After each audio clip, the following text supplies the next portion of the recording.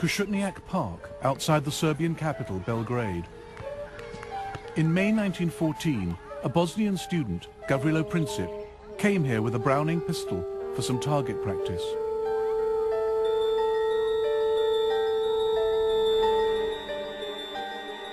Princip was 19 years old. According to his instructor, he was not a very good shot.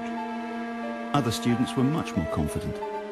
Whenever Princip missed the target, people standing around would laugh at him.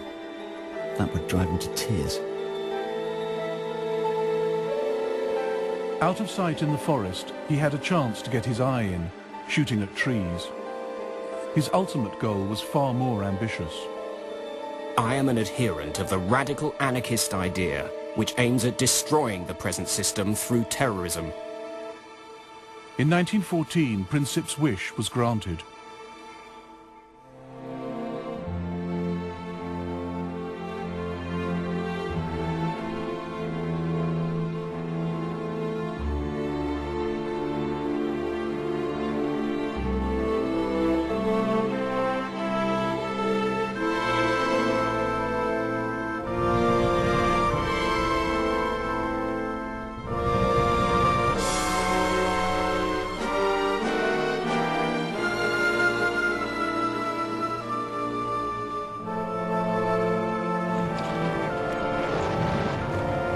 The First World War began almost by accident. It ended just as strangely. In between, it was more destructive than any war had ever been. More British, French and Italian soldiers died in the First World War than died in the Second.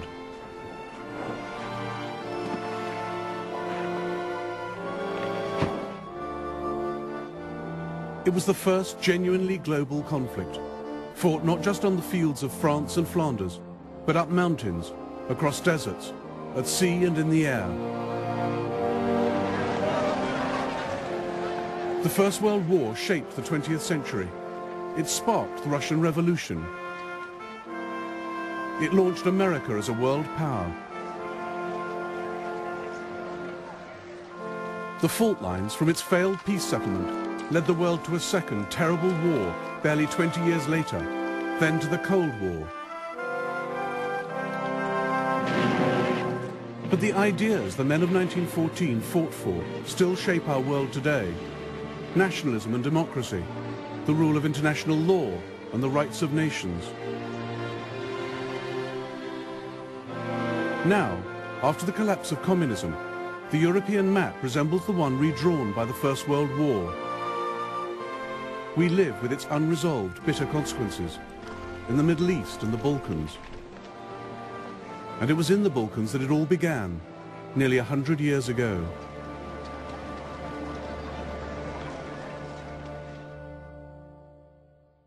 At the start of the 20th century, as at its close, the Balkans were the most unstable part of Europe. Here, three great empires fought for power and influence: the Austro-Hungarian, the Russian, and the Ottoman.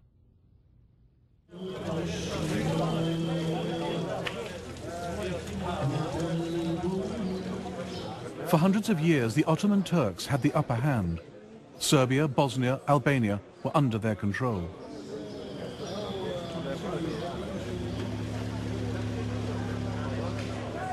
They built over 80 mosques in Serbian Belgrade, but by the 1900s, only this one was left. Serbia had thrown the Turks out and set herself up as an independent Slav kingdom.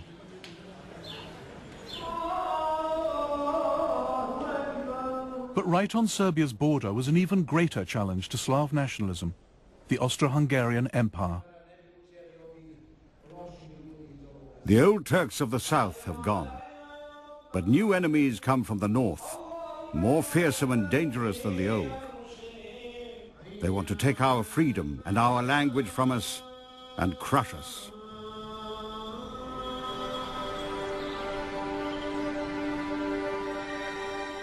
Gavrilo Princip was born in a poor, mountainous part of Bosnia.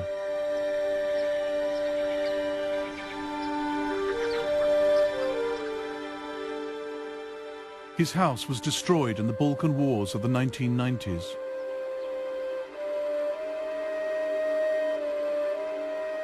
His initials, carved in 1909, are one of the few signs he ever lived here.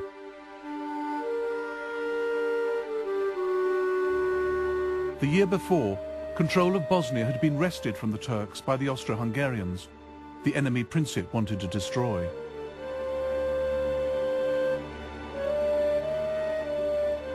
His particular target was the heir to the Austro-Hungarian throne, Franz Ferdinand, member of the ruling family, the Habsburgs.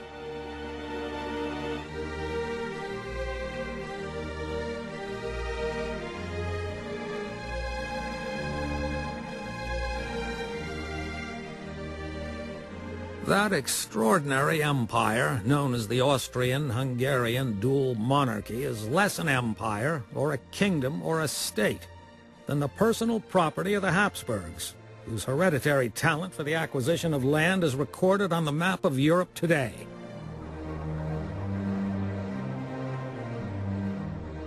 The empire was ruled by Franz Ferdinand's uncle, Franz Joseph. He sat on 2 thrones, as Emperor of Austria and King of Hungary. By 1914, he'd been in charge for 66 years. He'd spent them trying to resist change of any kind. Hardly ever seen out of military uniform, he hated the idea of political reform. As he told US President Theodore Roosevelt, "You see in me the last European monarch of the old school."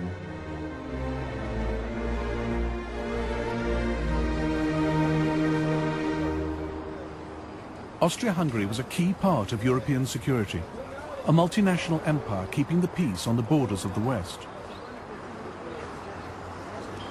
The capital, Vienna, was one of the great cosmopolitan centers of Europe. This was the empire that produced Freud and Mahler, Schiller, Kafka and Strauss.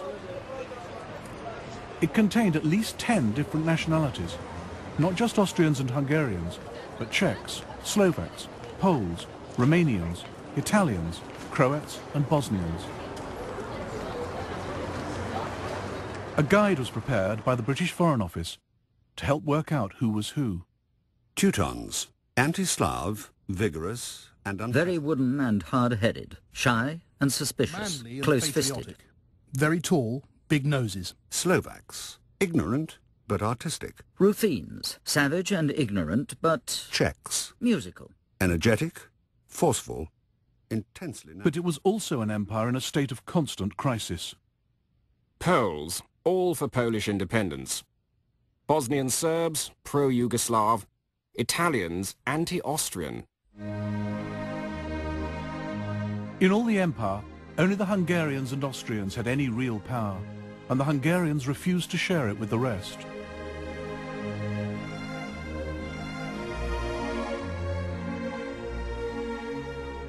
For countries like Serbia, Austria-Hungary was the prison of nations, a repressive, undemocratic state that ground small peoples under its heel.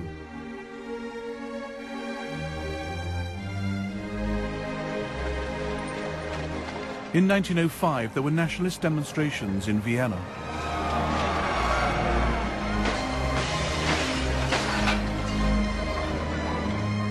In 1912, there was rioting in Budapest. By 1914, there'd been ethnic unrest in nearly every part of the Austro-Hungarian Empire. Local parliaments were suspended, troops brought in to restore order.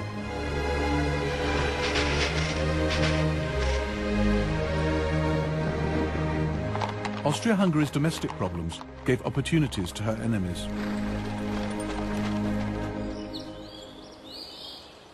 Serbia wanted the breakup of the empire.